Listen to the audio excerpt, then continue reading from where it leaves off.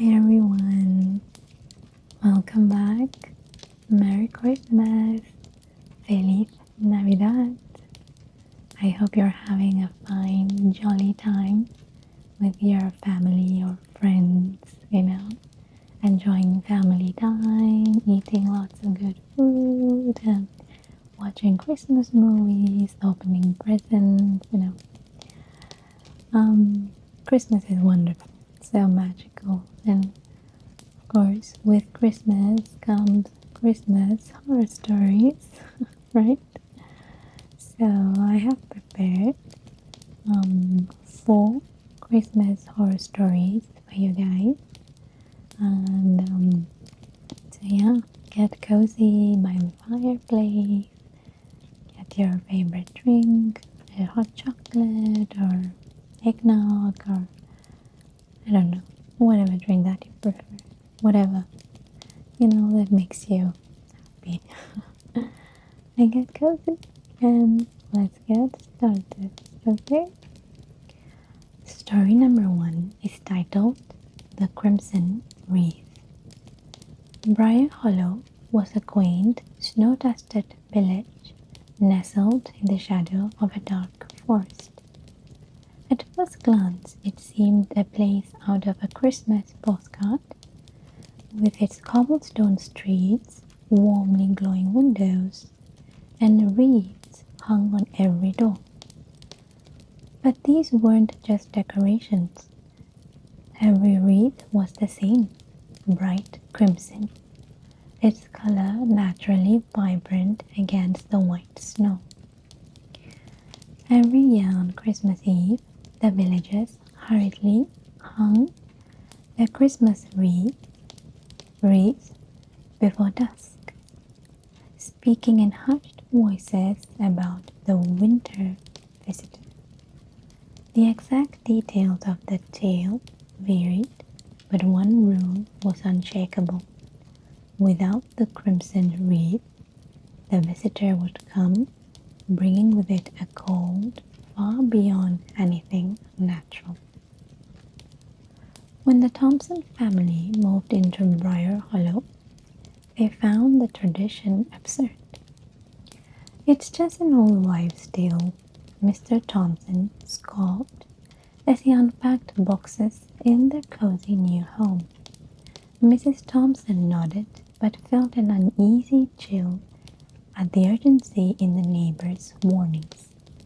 On Christmas Eve, while the other villagers hung their Christmas wreaths, Mr. Thompson laughed and hung a plain green one instead. "We are not wasting money on some silly myth," he said, stepping back to admire his handiwork. His wife hesitated but said nothing. That night, their family sat around their fireplace, the room glowing with warmth. Snow began to fall heavily outside, blanketing the streets. As the children opened their gifts early, an indulgence allowed for the holiday, the clock struck midnight. Suddenly, the fire in the hearth flickered and died. A chill swept through the room, far colder than the winter storm outside. Frost began to spread across the windows, forming jagged patterns like skeletal hands. The wind outside grew louder, its howling almost sounding like a voice, a low, mournful wail. Then came the knock. It was slow, deliberate, and impossibly loud, echoing through the house as if the wood of the door itself shivered in fear. The family froze. Mrs. Thompson gripped her husband's arm, her breath visible in the icy air. The children huddled together, their laughter replaced by silent terror. "Stay here," Mr. Thompson said, his voice trembling slightly as he stood. "It's probably just a prank," some local kids messing around. He reached the door and hesitated. Another knock came, this one harder, rattling the hinges. Gathering his nerve, Mr. Thompson flung it open. The figure standing on the threshold was unlike anything he had ever seen.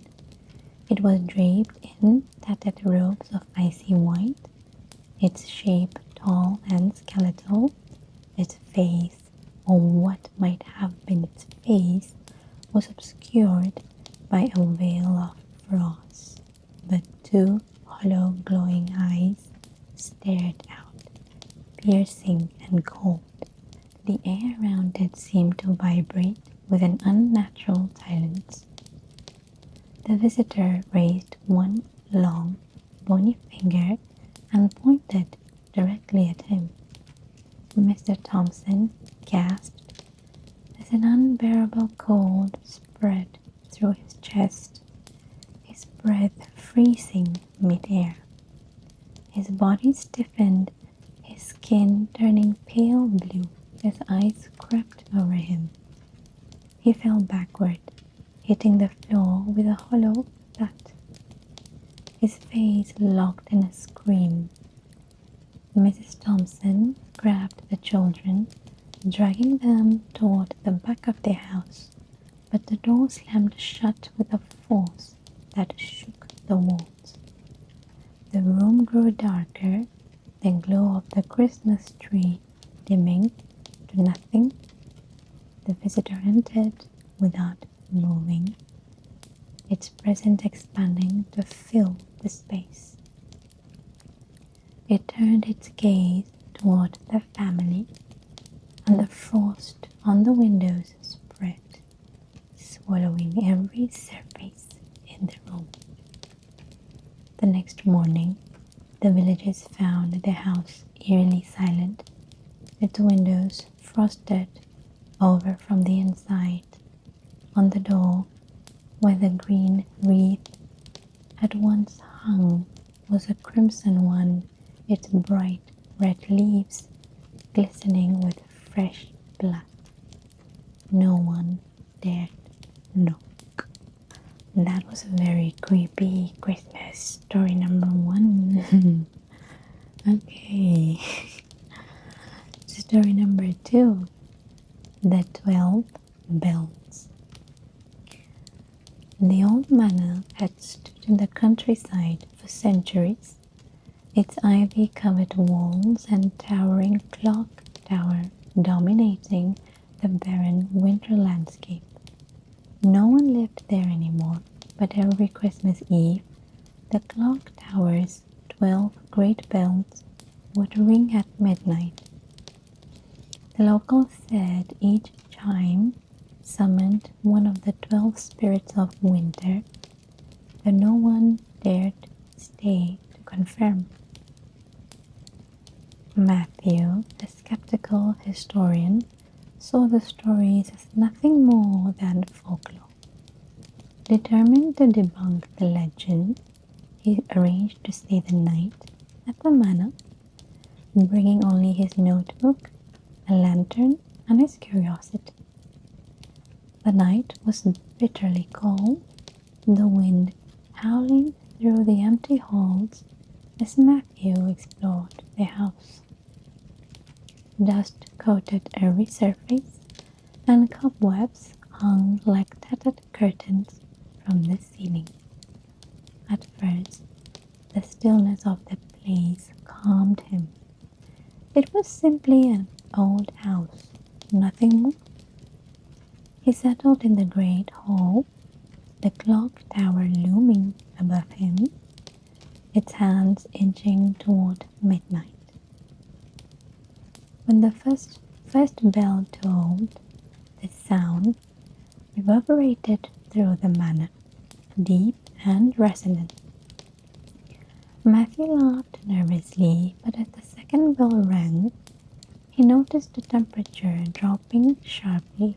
His breath fogged the air, and frost began creeping across the windows. By the third bell, a shadow appeared at the far end of the hall.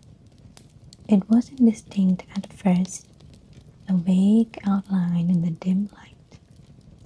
But as the fourth bell rang, the shadow took shape. A tall, gaunt figure cloaked in flowing rags. Its face was hidden beneath a hood, but its presence was oppressive, the air around it heavy with cold. By the fifth bell, another figure joined in, and then another with the sixth. Each one seemed more grotesque than the last. Faces twisted into inhuman snarls, their skeletal hands clutching at the air. They moved without sound, their hollow eyes fixed on Matthew. The seventh bell rang, and the shadows were halfway across the hall. By the ninth, they were at the edges of the light cast by his lantern. Whispers filled the air, comprehensible but filled with malice. When the 11th bell rang, Matthew finally broke. He turned and ran, stumbling through the dark corridors, the sound of his own panicked breathing deafening in his ears. The whispers grew louder, overlapping into a cacophony that seemed to come from inside his own mind. The 12th bell tolled, and everything went silent. The next morning, the villagers found the manor eerily still.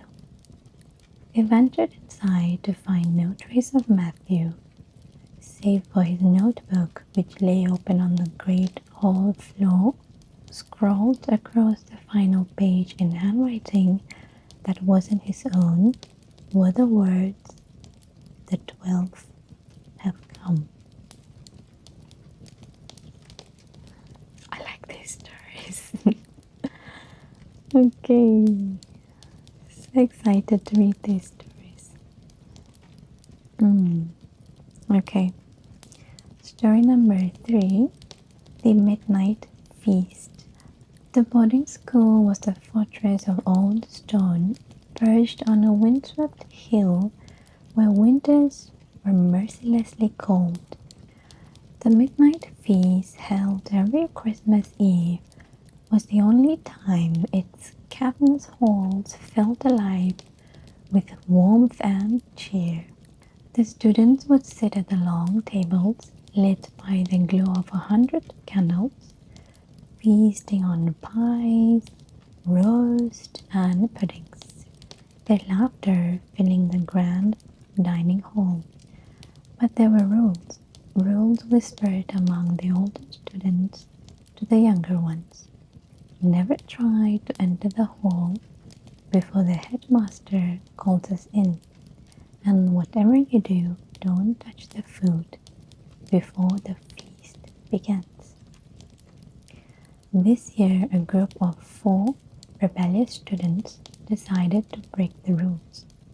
It was a dare, an act of defiance against the headmaster's strict discipline. As the clock approached midnight, they crept through the drafty corridors, their footsteps muffled by the thick stone walls. The air grew colder as they approached the dining hall, their breath visible in the faint light from the lantern. When they pushed open the heavy oak doors, they gasped. The hall was already prepared. The long tables, laden with steaming roast, golden pastries, bowls of glistening fruits, and pitchers of dark red wine. The scent was intoxicating, the air thick with a warmth that seemed to embrace them. "See, nothing scary," whispered Peter, the ringleader, as he stepped forth. "It's just food." The others followed hesitantly, glancing at the shadows that seemed to flicker unnaturally along the high, vaulted ceiling. Peter grabbed a slice of pie, its crust golden and flaky. The moment he took a bite, the air shifted. The warmth vanished, replaced by a biting chill that seemed to seep into their bones. "Did you feel that?" whispered Clara, clutching her arms as frost crept across the table. The candles flickered, their flames shrinking until they barely illuminated the room. Then came the sound, a low, guttural groan that seemed to echo from every corner of the hall. The students froze as the shadows began to move, pulling together like ink, spilling across the walls.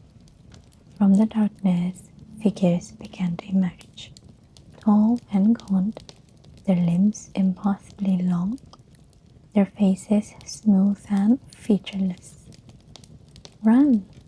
Clara screamed, but the doors slammed shut with a deafening crash. The figures moved silently, their heads tilting unnaturally as they approached. Peter stumbled backward, his lantern falling and shattering, plunging the room into darkness. The others huddled together, their breaths coming in ragged gasps as the figures surrounded them. One by one, the shadows reached out, their hands cold and sharp like shards of ice. The students screamed as the figures pulled them into the darkness, their voices swallowed by an unnatural silence. The next morning, the headmaster entered the hall to find the feast untouched, the tables pristine. No one spoke of the missing students, and their names quietly erased from the school's records. But some nights, when the wind howled through the empty corridors, the faint sound of laughter could be heard, echoing as though from another world. Story number 4, The Careless Shadow. It was Christmas Eve, the kind where the snow blanketed the town in perfect storybook stillness. Bridget, restless in her cozy home, decided to join the careless in the square.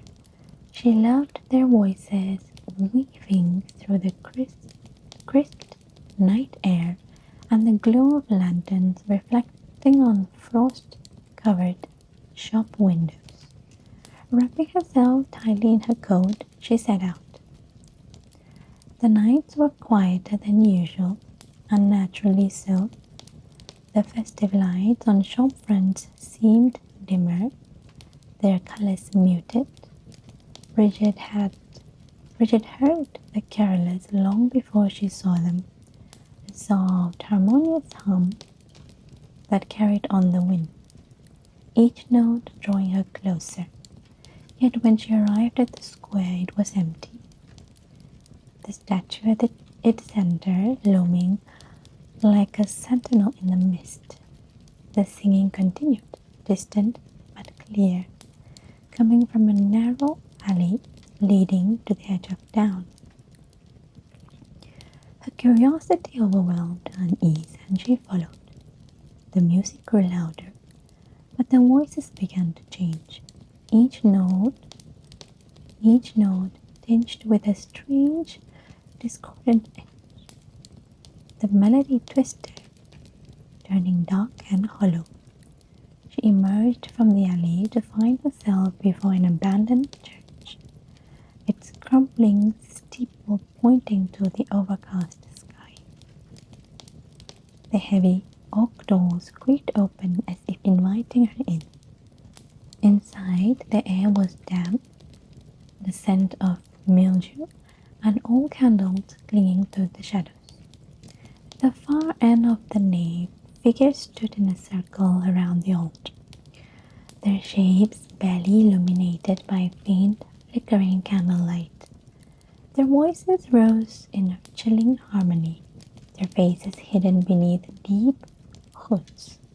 "Excuse me," Bridget whispered. her voice trembling. "Are you the careless?" The singing stopped abruptly. Silence filled the church, thick and suffocating. One figure turned toward her, its hood falling back to reveal a pale, gaunt face with hollow black eyes. Its mouth opened in a grotesque smile, and it began to hum a low, guttural tune. The others joined in, their shadows stretching toward her like claws. Bridget stumbled backward, but the heavy doors slammed shut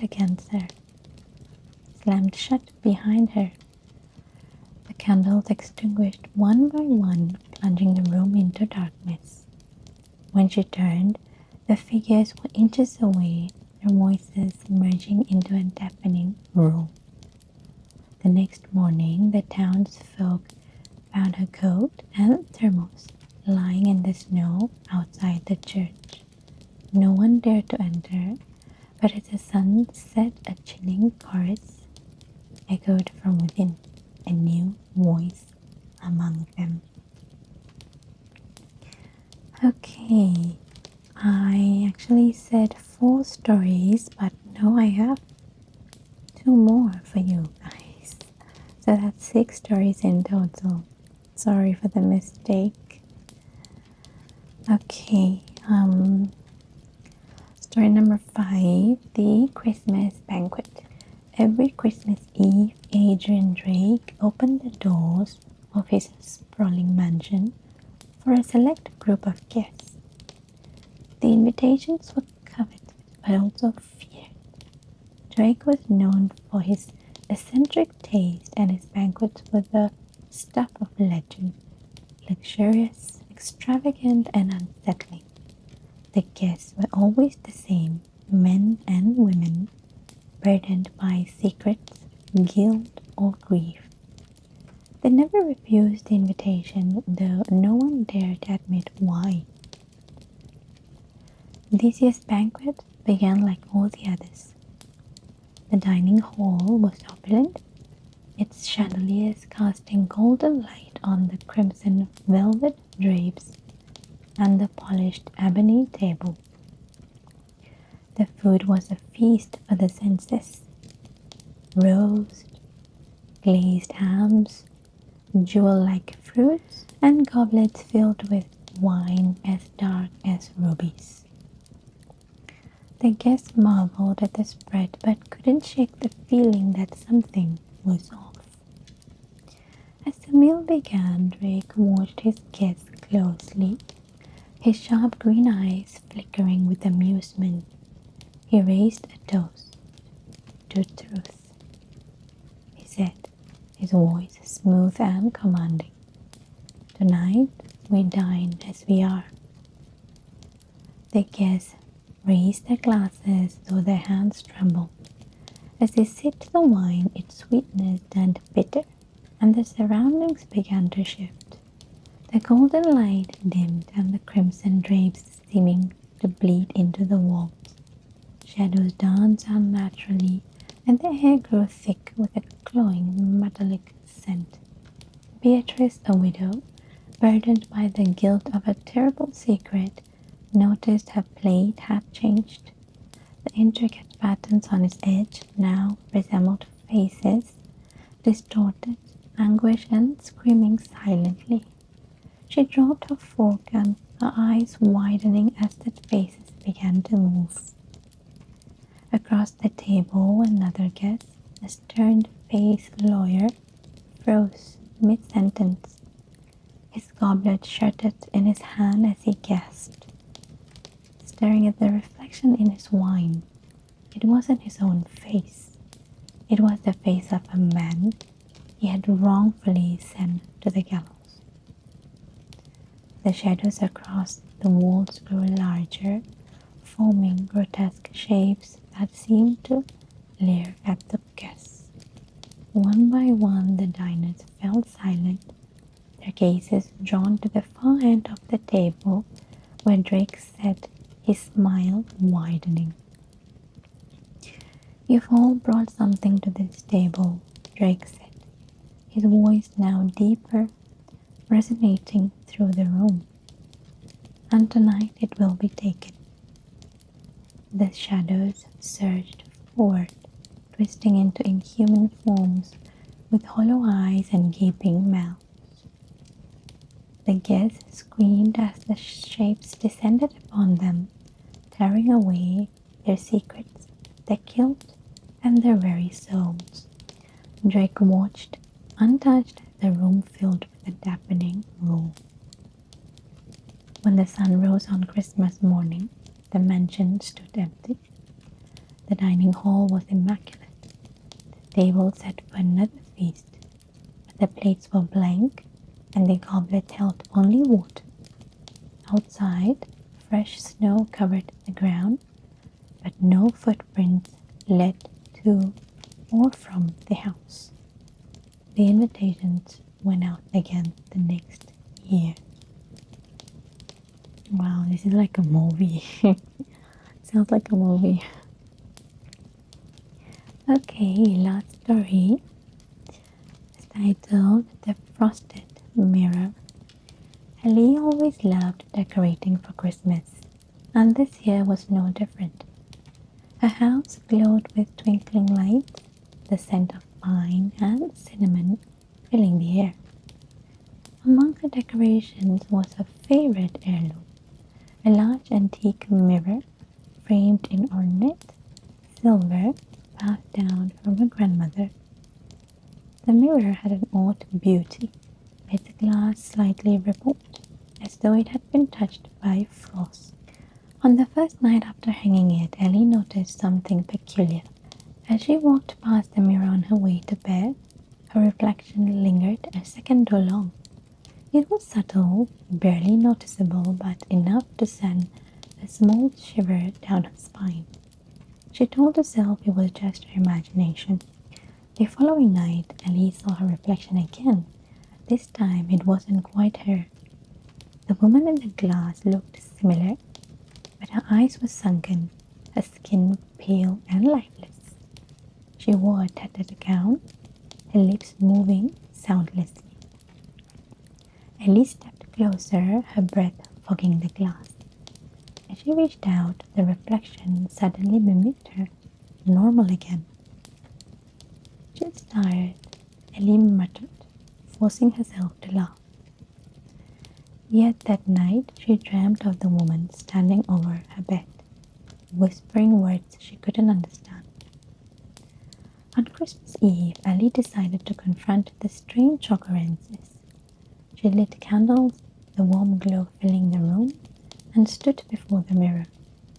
The frost on its surface seemed to shift, forming intricate patterns that looked almost like faces. Ellie gripped the frame and demanded, "What do you want?" The woman in the mirror appeared once more, closer than ever, her lips moving faster. Ellie realized she wasn't speaking, she was screaming. The sound trapped on the other side of the glass. Before Ellie could react, the woman reached out, skeletal hands breaking through the surface.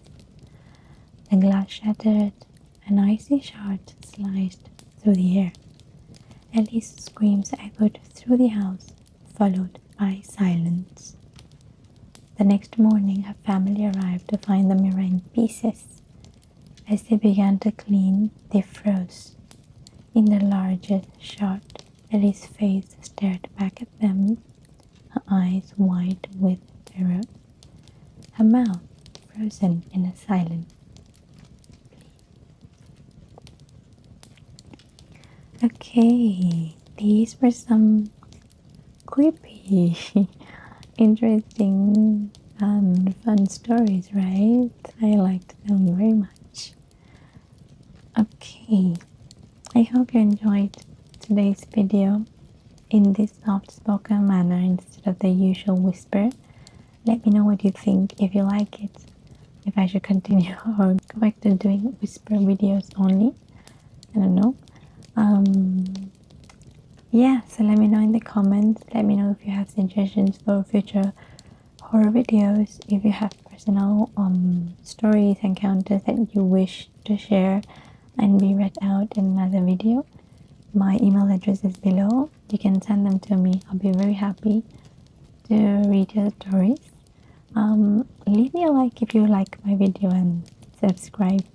Consider subscribing if you enjoy my videos. Okay, and take care. Merry Christmas, Happy New Year.